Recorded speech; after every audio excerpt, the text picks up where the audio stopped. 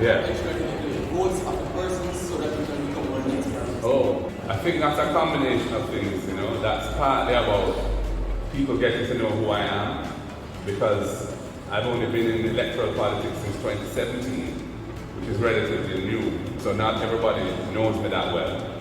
Doing things like this, where I get an opportunity to talk to people and hear what they have to say, they hear what I have to say.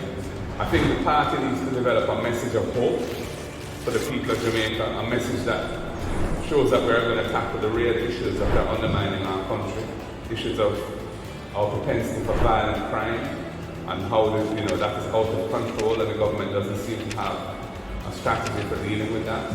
The issues of the cost of living crisis that we're under now, with a high rate of inflation, interest rates going up, people's incomes not going up, so people are struggling. Issues around the education system, which is failing too many of our young people. High percentage of people, children going through primary school, end up leaving primary school, they can't read and write. You know, high percentages. We have to solve those issues. We will never develop our country and become a first world country until we tackle those very real issues. About the crimes and violence, people who are around the certain communities and make sure that there's less.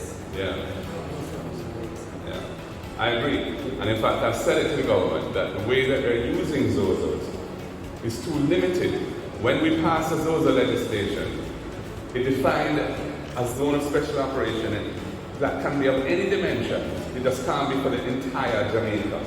But the way they've been using it is very small locations. Denham Town, parts of Mount Salem, August Town, parts of Greenwich Park. Whereas you have lots of communities all around those where shot a fire same way, and violence and intimidation and fear reigning. Even down in central Kingston there, Parade Gardens, they excluded district an area north of a certain road where a gang called Darkside have them headquarters, but it's Darkside and Genocide that fired the shot. So it's like they're not really using the thing to me in an intelligent way. And I think they need to expand it and use it more.